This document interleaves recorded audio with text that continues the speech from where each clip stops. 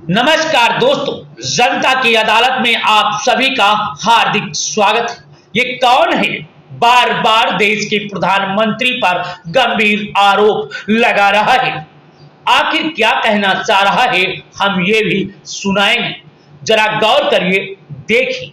आपको social media पर ये तेजी से वायरल हो रहा वीडियो दलित, पिछड़े और जो गरीब है उनको जगाने की बात कर रहा है और लगातार प्रधानमंत्री नरेंद्र मोदी को कटघरे में खड़ा कर रहा है।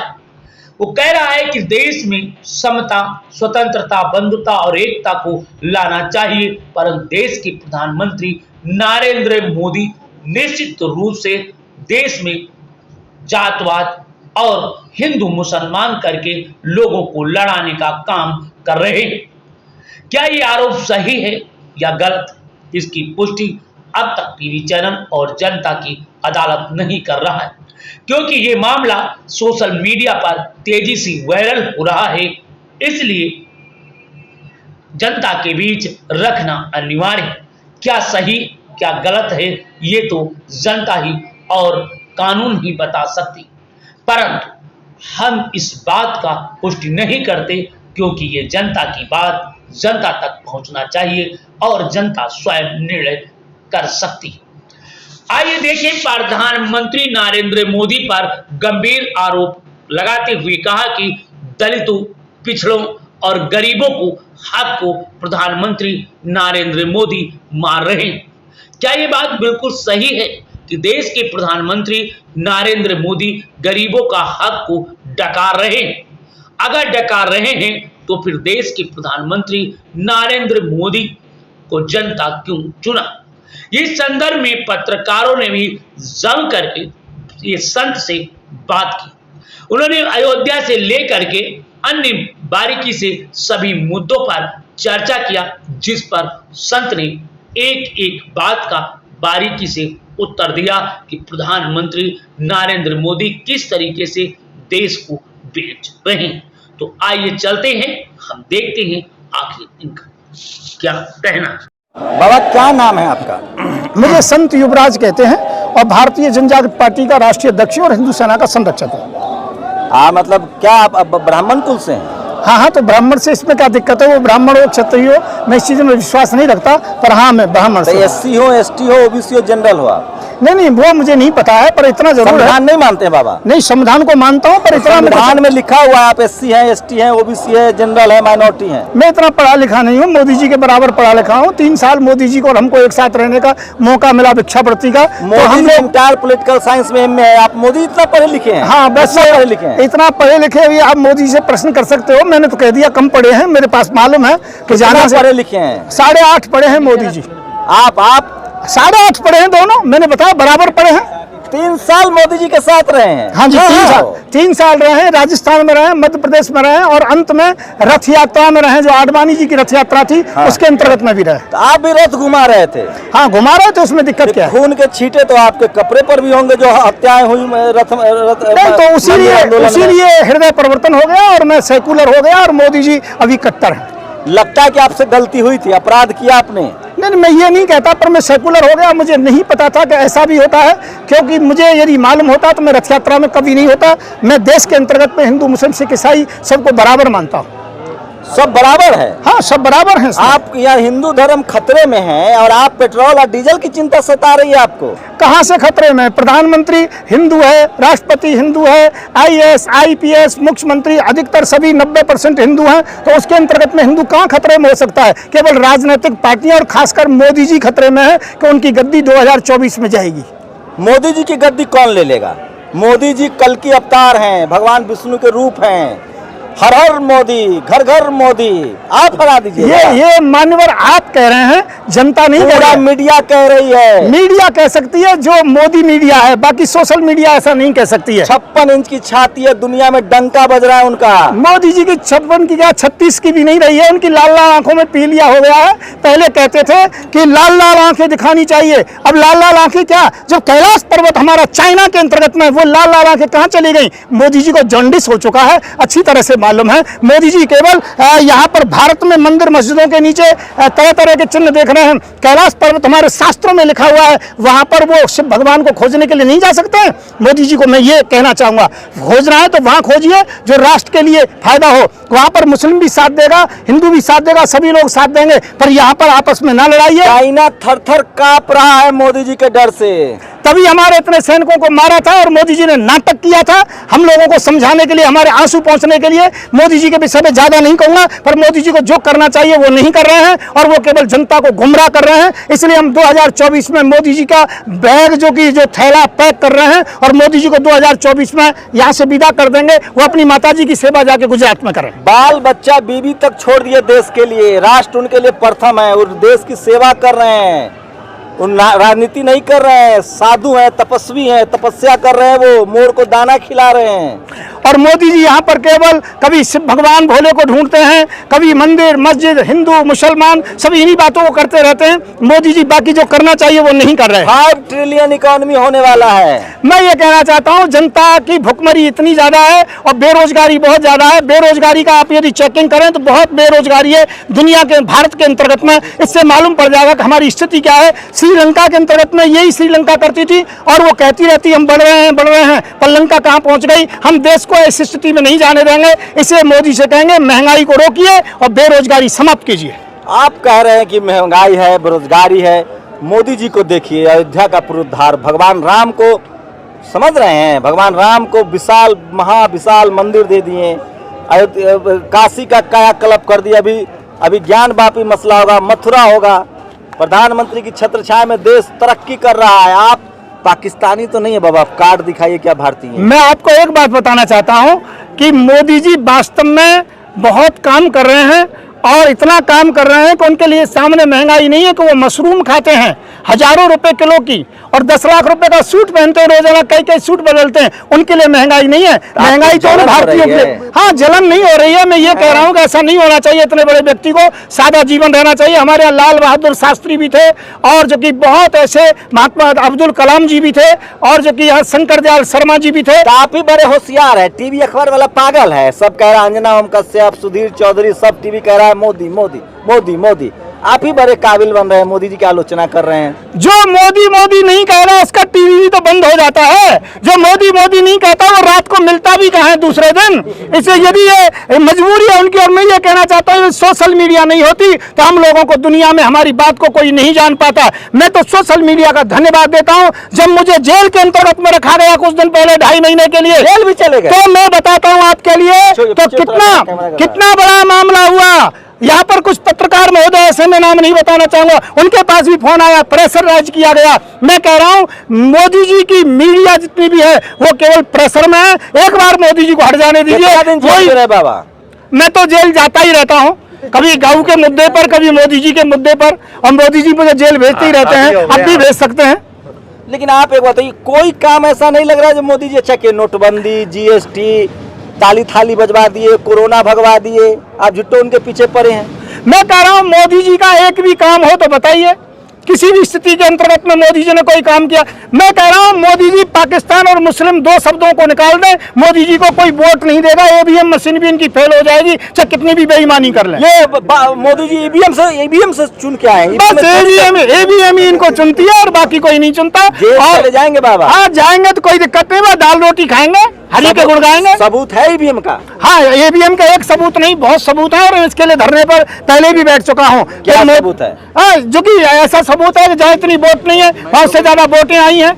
यहाँ पर जो कि मशीनें जो कि हजारों की तादाद में लोगों ने पकड़ी हैं, ये सभी जो कि सामने प्रमाण है जो समाचारों में निकले। यदि चाहेंगे तो कलेक्शन करके बता दिया जाए। मोदी का विरोध देश का विरोध है बाबा। मैं मोदी जी का विरोध नहीं कर रहा, मोदी जी के कारनामे का विरोध कर रहा हूँ। कल को यदि मोदी जी प्रधानमंत्री ना रहे तो मोदी जी का कोई विरोध नहीं करूंगा। जब तक ये प्रधानमंत्री गद्दी पर रहेंगे और जब तक देश में हिंदू मुसलमान करेंगे, विकास के काम नहीं करेंगे, रोजगार लोगों को नहीं देंगे, जो वायदा किया था 2 करोड़ हर साल रोजगार देंगे, तब तक मैं मोदी जी का पुरजोर विरोध करता करता रहूंगा।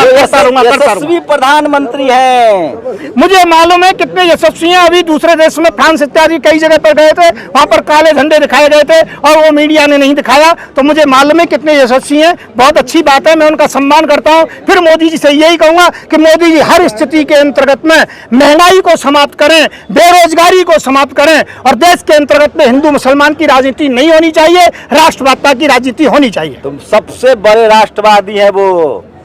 मोदी जी ये बात कह रहे हैं राष्ट्रवादी है, पर राष्ट्रवादी की बात करते हैं, वो राष्ट्रवादी है नहीं। मैं इस बात को अच्छी प्रकार से जनता जानती है, सब लोग जानते हैं। घोटाला हुआ मोदी जी के राज में, बताइए। मैं कह रहा हूँ घोटाले इतने हुए हैं, इतना मालूम पड़ेगा। सबसे पहले वो ये बता दें, जो बीफ व्यापार होता है, गाय का मांस विदेश जाता है, उसके विषय में कभी स्वीकार किया है कि वो गाय का मांस भेजते हैं? वो कितना गाय का मांस जाता है, उसका लेन देन क्या है, वो स्वीकार ही नहीं करते हैं। अच्छा बाबा, कुछ सीरियस सवाल लीजिए, जो कंपनियां प्राइवेटाइज हो रही है उसके बारे में आपकी क्या राय है? देखिए, प्राइवेटाइज नहीं होनी चाहिए, कंपनियां सरकारी होनी चाहिए, क्योंकि इससे आरक्षण को समाप्त करने के लिए, एससी, बीसी, ओबीसी को समाप्त करने के लिए मोदी जी उनको प्राइवेटाइजेशन कर रहे हैं।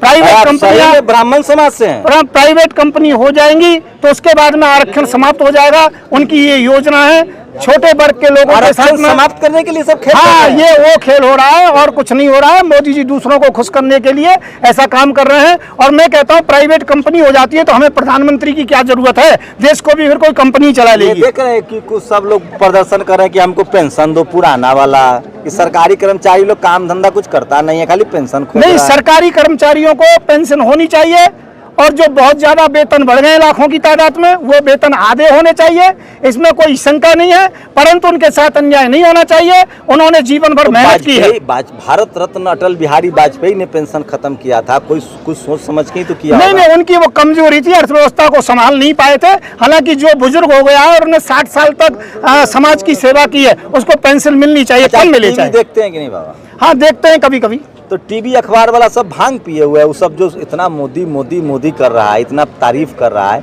आपके कहने से देश मानेगा कि टीवी अखबार की बात? तो देखिए, मैं कह रहा हूँ साधु के तौर पे देखा जाए तो मोदी जी संत हैं, इसमें कोई शंका नहीं है।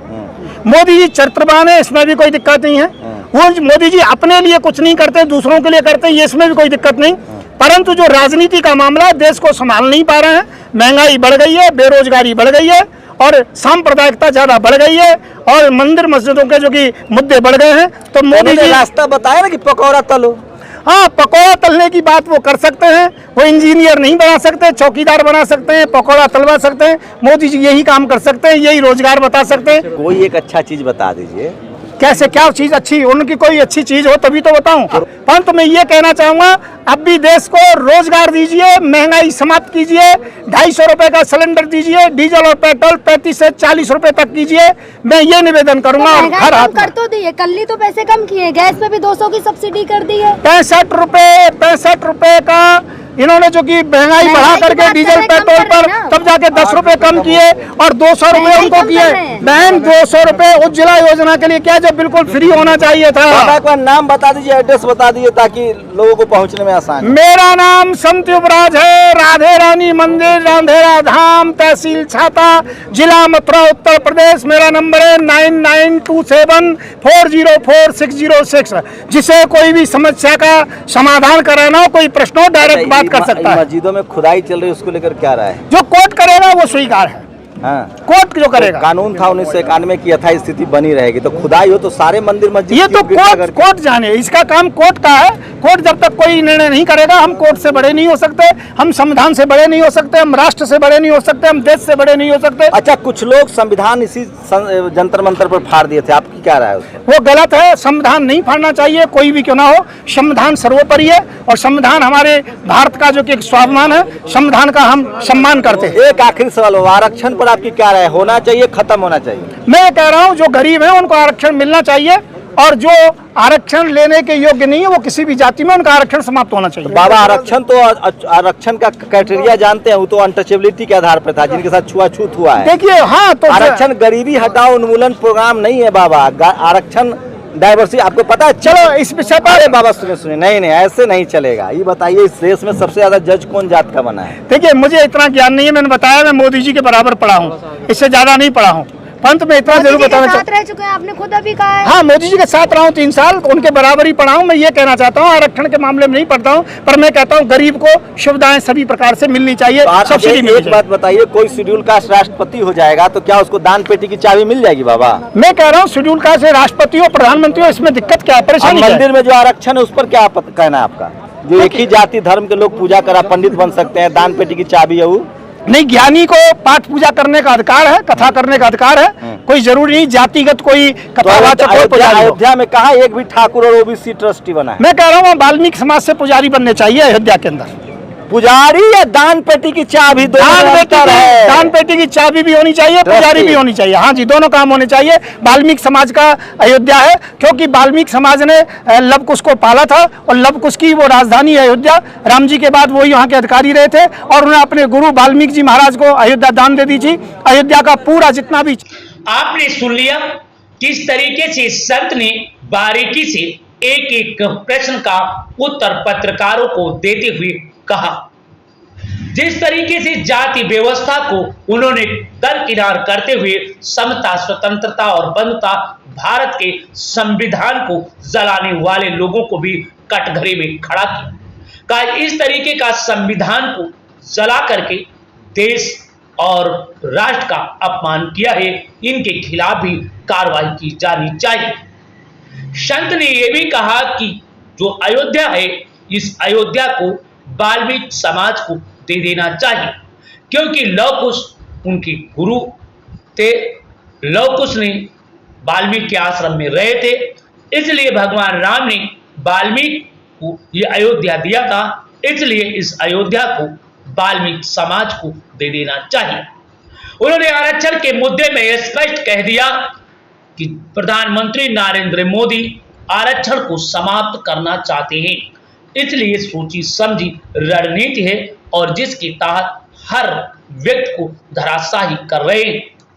संत ने जम करके प्रहार करते हुए कहा कि अगर इसी तरीके से रहा तो एक दिन समाज रोडों पर उतर आएगा और देश के प्रधानमंत्री को सत्ता से बाहर कर देगा। उन्होंने कहा कि अब समाज जाग गया है, प्राइवेट हाथों में दे करके दलित और शोषित वंचित समाज लोगों के आरक्षण को समाप्त करने का काम देश के प्रधानमंत्री नरेंद्र मोदी कर रहे हैं, जिसे कतई बर्दाश्त नहीं किया जाएगा। उन्होंने अन्य मुद्दों पर भी चर्चा किया है, आप सुन चुके हैं और आप देख रहे हैं जनता की अदालत। तो प्रिय भाइयों बहनों माताओं, आप लोगों से करवृद्ध प्रार्थना है कि आपके क्षेत्र में किसी के साथ जुल्म हो रहा, जास्ती हो रहा, अन्याय हो रहा, अत्याचार हो रहा, भ्रष्टाचार हो रहा या कोई किसी भी प्रकार की समस्या है, तो कृपया जुल्म से डरें, जुल्मी से नहीं। आप उन साक्ष्य प्रमाण को हमें भेजें। मैं मीडिया के दायित्व को निर्वाह करते हुए आपकी आवाज शासन प्रशासन तक जनता की अदालत के माध्यम से पहुंचाकर आपको न्याय दिलाने के लिए वचनबद्ध है। कई बार ऐसा होता है कि तमाम साक्ष्य और प्रमाण होने के बावजूद आपकी आवाज सही तरीके से शासन प्रशासन में नहीं और आप निराश हो जाते हैं। अन्याय जुल्म जास्ती जीत जाता है, क्योंकि आपकी बात सक्षम अधिकारी तक सही तरीके से नहीं पहुंची। इसलिए आप घबराइए नहीं, जुल्म से डरे, जुल्म से नहीं। आप अपने साक्ष्य, ऑडियो, वीडियो हमें भेजें और मैं मीडिया के दायित्व को निर्वाह करते हुए आपकी आवाज शासन प्रशासन तक पहुंचाकर आपको न्याय दिलाएंगे। हमारा कांटेक्ट नंबर है 94543252 9454 32 52 36 52। इस पर आप व्हाट्सएप कीजिए, भेजिए और पूरा विवरण लिखिए। मैं जनता की अदालत में आपकी समस्या को रखकर शासन प्रशासन तक पहुंचाकर आपको न्याय दिलाने का प्रयास करेंगे। जय हिंद, जय भारत।